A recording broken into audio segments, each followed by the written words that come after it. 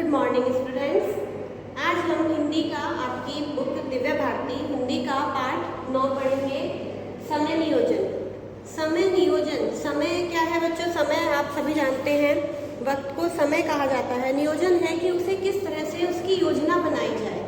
नियोजन का अर्थ होता है योजना बनाना, पहले से उसकी तैयारी करके रखना। ये पाठ हमारे लेखक श्री समर बहादुर सिंह जी ने लिखा है। इस पाठ में उन्होंने हमें समय की महत्ता बताई है कि समय का हमारे जीवन में क्या महत्व है। यदि हम समय से सभी कार्य करते हैं, समय को नियोजित करके चलते हैं, तो ही हम सफलता पा सकते हैं। समय की महत्ता इन्होंने बताई इसमें, और ये बताया है कि किस तरह से हम समय का सदुपयोग कर सकते हैं। समय हमारे आगे बढ़ने के लिए कितना महत्वपूर्ण है। तो बच्चों आइए अब आप अपनी किताब खोल लीजिए, समय नियोजन हम उसमें पढ़ते हैं। चलिए सभी बुक पर ध्यान दीजिए, ये वाला पाठ खोल लीजिए। समय नियोजन। तो देखिए बच्चों, पाठ में क्या है? समय बहुत बलवान है। यदि हम समय का सम्मान नहीं करेंगे तो हम जीवन में सफल नहीं हो सकते। समय की सही योजना बनाकर काम करने वाले लोग सफलता की सीढ़ियां चढ़ते जाते हैं। विश्व के महान व्यक्तियों ने सदा समय नियोजन से काम लिया, तभी वे सफल हुए। समय विभाजन के अनुसार काम करने से सभी परेशानियां दूर हो जाती है। तो बच्चों, समय नियोजन का क्या अर्थ है? समय आप जानते हैं नियोजन होता है उसकी पहले से योजना बना लेना। तो यहाँ पे लेखक ने कहा है कि विश्व के महान जो व्यक्ति हुए हैं, उन्होंने सफलता भी समय नियोजन के द्वारा ही पाई है। पहले से अपने समय को नियोजित करना, एक सारणी बना लेना, एक तालिका बना लेना कि कैसे हमें किस समय क्या क्या कार्य करने हैं, तभी हम सफलता पा सकते हैं। हम अक्सर शिकायत करते हैं समय के अभाव की। अभाव होता है कमी, समय ना मिलने की। हम हमेशा कहते हैं कि हमें समय कम था, हमें समय नहीं मिला, पत्र का उत्तर न दे सका समय अभाव के कारण। तो बच्चों, समय अभाव, समय की कमी, समय अभाव। हम कह देते हैं ना कि मैं पत्र का उत्तर नहीं दे सका क्योंकि मेरे पास समय की कमी थी। कसरत नहीं कर सकता समय ना मिलने के कारण, और लिख पढ़ नहीं पाता समय की कमी के कारण। हम ये बातें अक्सर करते हैं कि मैं पढ़ लिख नहीं पाया, मैं कसरत नहीं कर पाया, मैं किसी के पत्र का उत्तर नहीं दे सका। किस कारण से? कि मुझे समय नहीं मिला। किंतु यदि हम सही ढंग से आत्मविश्लेषण करें तो हम पाएंगे कि हमारी ये शिकायतें अक्सर गलत होती हैं। आत्मविश्लेषण बच्चों, जो शब्द मैं अंडरलाइन कर रही हूँ आप भी करेंगे और इन्हें अपनी नोटबुक में नोट भी करेंगे। आत्मविश्लेषण होता है खुद का निरीक्षण करना, जांचना खुद को। तो हम पाएंगे कि हमारी ये शिकायतें गलत होती हैं, हमेशा गलत ही होता है। हम अपने को समझ नहीं पाते और तभी ऐसी शिकायतें करते हैं। मतलब हम अपनी कमी नहीं ढूंढ पाते और इस तरह की बातें करते हैं। यह हमारा आलस्य है जो सदैव समय के अभाव की दुहाई दिया करता है। वस्तुतः कोई भी ऐसा व्यक्ति नहीं है जो व्यस्तताओं के बीच उन कामों को ना कर सके। व्यस्तता होता है बहुत ज़्यादा बिजी रहना, बहुत ज़्यादा काम में लगे रहना, उन कामों को ना कर सके जिसे वह करने पर उतारू है। मतलब वो जिसे करना चाहता है, जिसे वह करना वह अनिवार्य मानता है। अनिवार्य का अर्थ होता है बच्चों यहाँ पे ज़रूरी। मतलब ऐसा कोई कार्य नहीं होता जिसे हम करना चाहें जो हम मानते हैं कि ज़रूरी है और हम उसे ना कर पाएँ। नेहरू जी कितने व्यस्त रहते थे। देखिए बच्चों, नेहरू जी के बारे में यहाँ पे दिया है इस पाठ में। भारत के प्रधानमंत्री होने के नाते उन पर कितना दायित्व था। दायित्व का अर्थ होता है बच्चों जिम्मेदारी। अब नेहरू जी की बात आई है। नेहरू जी कौन? इनका पूरा नाम जवाहरलाल नेहरू। ये हमारे देश के प्रधानमंत्री रहे हैं और प्यार से हम इन्हें चाचा नेहरू कहते हैं। इन्हें बच्चों से बहुत ज़्यादा प्रेम था तो इसलिए इन्हें चाचा नेहरू कहा जाता था। अब ये हमारे देश के प्रधानमंत्री थे, इन पर बहुत सारी जिम्मेदारियाँ थी। कुछ दिन पहले उनके साथ काम करने वाले एक सज्जन से बातें करने का सौभाग्य मिला। वह बताने लगे नेहरू जी के पास रोज इतनी फाइलें जाती थी, किंतु दूसरे दिन वे उन सभी को निपटाकर वापस भेज देते।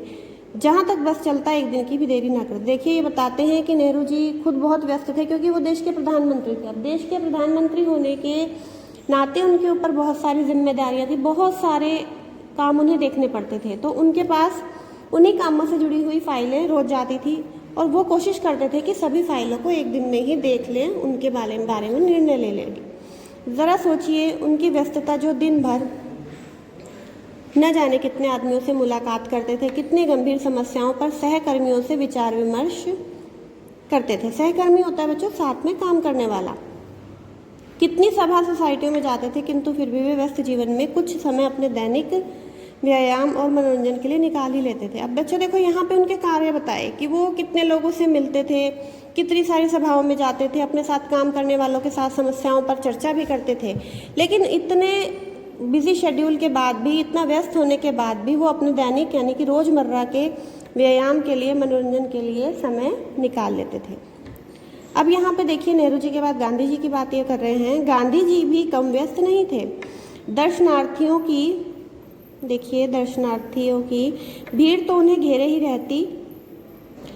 दर्शनार्थी का अर्थ है बच्चों यहाँ पे दर्शन करने वाले, मतलब लोग उनसे मिलने जाते थे, उन्हें देखने जाते थे, तो भीड़ लगी रहती थी। मुलाकात करने वालों का भी तांता बंधा रहता था।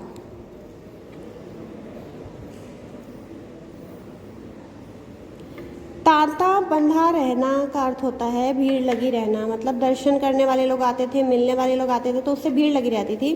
देश विदेश के अनेक पेचीदा मामलों पर विचार विनिमय होता। पेचीदा का अर्थ है बच्चों यहाँ पर मुश्किल, जो मुश्किल मामले होते थे, देश के हों या बाहर के हों, उस पर उनसे विचार विमर्श होता था। अखबारों के लिए लेख लिखे जाते थे, किंतु फिर भी न तो गांधी जी की प्रार्थना सभा के समय में हेरफेर होता, न उनके प्रातः भ्रमण में ही बाधा आती। अब देखिए बच्चों यहाँ पे गांधी जी के विषय में बताया कि उनकी दिनचर्या कितनी व्यस्त थी। दर्शनार्थी आते थे, लोग उनके दर्शन करने आते थे, भीड़ होती थी। मिलने लोग आते थे, उसमें भीड़ लगी रहती थी। देश विदेश के अनेक गंभीर मामले होते थे, ऐसे समस्याएं होती थी जिन पर उनसे विचार विमर्श किया जाता था। अखबारों के लिए लेख भी लिखते थे। तो इन सभी कार्यों के, दैनिक कार्यों के होते हुए भी वो अपनी प्रार्थना सभा में कभी लेट नहीं होते थे। प्रार्थना सभा में जाते थे प्रार्थना के समय के लिए, उनका एक समय निश्चित था, उसी समय पे जाते थे। प्रातः भ्रमण यानी कि सुबह सुबह घूमने के लिए जाते थे, तो वो भी उन्होंने उसमें भी बाधा नहीं आई। यही नहीं, दुनिया के कोने कोने से भेजे गए पत्रों का जवाब भी वे अक्सर हाथ से ही लिख कर देते थे। उनके पास लोगों के पत्र आते थे, बहुत दूर दूर से, दूर देशों से भी आते थे, देश थे विदेश थे, तो उनका पत्र भी, वो पत्रों के उत्तर भी देते थे अपने हाथ से लिखकर। गांधी और नेहरू का जीवन प्रमाणित करता है यदि हम अपना समय सोच समझकर विभाजित करें और फिर उस पर दृढ़ता से आचरण करें, तो अपने निश्चित व्यवसाय के अतिरिक्त भी अन्य अनेक कार्यों के लिए हमें पर्याप्त समय मिलता रहेगा। देखिए यहाँ पे ये बताते हैं लेखक कि गांधी जी का जो जीवन हमने देखा अभी, जो आपको सामने साक्ष्य मिला है, प्रमाणित मतलब साक्ष्य आप सिद्ध होता है कि अगर हम अपने सोच समझकर विभाजित कर लें अपना समय और दृढ़ता से, मतलब बिल्कुल दृढ़ होकर, कठोर होकर उसका पालन करें, उसी प्रकार से आचरण करें, तो हम अपने व्यवसाय के अतिरिक्त भी अनेक कामों के लिए समय निकाल लेंगे। समय की कमी की शिकायत फिर कभी भी हम नहीं करेंगे। हाँ, इसके लिए हमें सतत सचेष्ट और जागरूक अवश्य रहना पड़ेगा। सतत का अर्थ होता है बच्चों लगातार। सचेष्ट का अर्थ है यहाँ पर प्रयत्न, कि अगर हम लगातार लगे रहें, प्रयत्न करें, तो हम इसके लिए हमेशा जागरूक रहेंगे। किसी भी ने ठीक कहा है कि समय धन के समान है। देखिए किसी ने कहा है कि समय जो है धन के समान है, अतः सावधानी और सतर्कता से हम अपने धन का हिसाब रखें।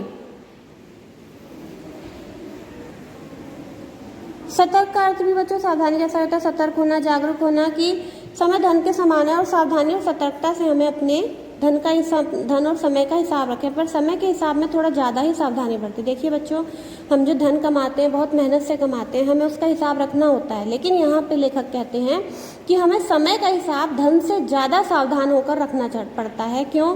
कारण धन तो आता जाता रहता है, लेकिन समय वापस नहीं आता, क्योंकि लेखक ने कहा है कि धन ऐसी चीज़ है, अगर हमारा खत्म हो गया हम उसे फिर कमा लेंगे, लेकिन अगर एक बार समय निकल गया तो वो हमें वापस नहीं मिलेगा, क्योंकि बच्चों आप जानते हैं ना, गुजरा हुआ समय कभी वापस नहीं आता। समय का बजट बनाना जिसने सीख लिया उसने जीने की कला सीख ली, सुख और समृद्धि के भंडार की कुंजी प्राप्त करें। मतलब जिसने समझ ली, समय का बजट बना लिया, समय को हिसाब से खर्च करने लगा, तो समझो कि उसने जीने की कला भी सीख ली।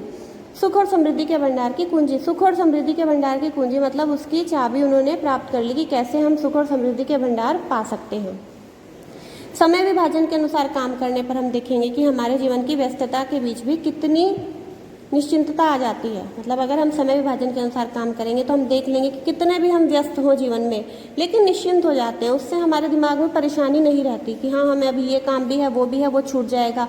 ऐसा नहीं होता, क्योंकि हमने एक समय की विभाजन कर लिया कि हाँ इस समय हमें ये कार्य करना है। सभी काम सुचारू रूप से निश्चित समय पर अनायास होते चलते हैं। सुचारू मतलब सही ढंग से, अपने आप होने लगते हैं। कसरत के लिए समय निकल आता है, आध्यात्मिक मनन चिंतन के लिए भी, पठन पाठन के लिए भी। अब कसरत करने के लिए भी समय निकलता है जब हम समय विभाजन कर लेते हैं। आध्यात्मिक मनन, आध्यात्मिक मतलब आत्मा परमात्मा के इस बारे में सोचने का, उनकी चिंतन करने का भी समय मिल जाता है। पढ़ने के लिए भी समय मिल जाता है। यही नहीं, अपने व्यवसाय में भी हम पहले से कहीं अधिक कुशल, कहीं अधिक सक्षम बन जाते हैं। मतलब अगर हम समय विभाजन करते हैं तो कुशल और सक्षम हो जाते हैं। सारी उतावली, सारी परेशानी न जाने कहाँ काफुर हो जाती हैं। इसका अर्थ है बच्चों की गायब हो जाना। मतलब हम जो सारे इतने बेचैन रहते हैं, हम जो परेशान रहते हैं, समय विभाजन कर लेने पर वो सारी बेचैनी, परेशानियाँ गायब हो जाती हैं। हम जीवन में क्या चाहते हैं? सुख, समृद्धि, शांति, यही ना। देखिए बच्चों, ये कह रहे हैं कि हम जीवन में सुख, समृद्धि और शांति चाहते हैं, किंतु ये चीज़ें तभी मिल सकती हैं जब हम इनको पाने का निरंतर प्रयास करते चलें। लेकिन ये हमें तब मिलेगी जब हम हमेशा लगातार कोशिश करें इन्हें पाने के लिए। यदि हम व्यायाम के लिए, चिंतन के लिए, अध्ययन के लिए समय नहीं निकाल पाएंगे तो हमारा तन मन कैसे स्वस्थ और सबल बन सकेगा? अगर हम व्यायाम करने के लिए, चिंतन करने के लिए, पढ़ाई के लिए समय नहीं निकालेंगे तो ना हमारा तन अच्छा होगा, ना मन अच्छा होगा, ना हम स्वस्थ होंगे, ना हमारे अंदर बल आएगा। विषम परिस्थितियों में भी हम अपना समय विभाजन जितना शीघ्र कर लें उतना ही अच्छा रहेगा। विषम का अर्थ है बच्चों यहाँ पे कठिन परिस्थितियों में भी अगर हम समय विभाजन कर लें तो वो अच्छा है, क्योंकि किसी मनीषी ने यह चेतावनी पहले ही दे रखी है कि समय और लहरें किसी की प्रतीक्षा में खड़ी नहीं रहती। तो देखिए बच्चों, यहाँ पे किसी ज्ञानी ने कहा है, मनीषी का अर्थ है ज्ञानी, कि समय और लहरें किसी की प्रतीक्षा में खड़ी नहीं रहती। सही कहा है कि समय किसी के लिए नहीं रुकता बच्चों। आप जानते हैं जो समय अगर आज सुबह 9 बजे हैं तो वो अब दोबारा 24 घंटे के अंदर नहीं बजेंगे। अभी दोबारा आज पूरे दिन नहीं बजेंगे, अगले दिन 24 घंटे बाद 9 बजेंगे। तो बच्चों, समय कभी रुकता नहीं है। इसी तरह से लहरें हैं, लहरें किसी की प्रतीक्षा नहीं करती। आपने देखा है समुद्र में लहरें आती हैं और चली जाती हैं अपने समय से, कोई वहाँ हो ना हो वो अपना कार्य करती रहती हैं। वयस्कों की अपेक्षा विद्यार्थियों के लिए समय पालन का कई कारणों से अधिक महत्व है। वयस्क यानी कि युवा वर्ग जो होता है की अपेक्षा विद्यार्थियों के लिए समय पालन का कई कारणों से अधिक महत्व है। विद्यार्थी अगर समय का पालन करें तो वो ज़्यादा अच्छा है। विद्यार्थियों को एक लंबा जीवन जीना है, सफलता की ऊंची से ऊंची मंजिलें तय करनी है। जी हाँ बच्चों, विद्यार्थियों को पूरी ज़िंदगी अभी उनकी होती है आगे, सफलता के लिए उन्हें आगे बहुत बढ़ना पड़ता है, बहुत परिश्रम करना पड़ता है, मंजिलें तय करनी पड़ती हैं।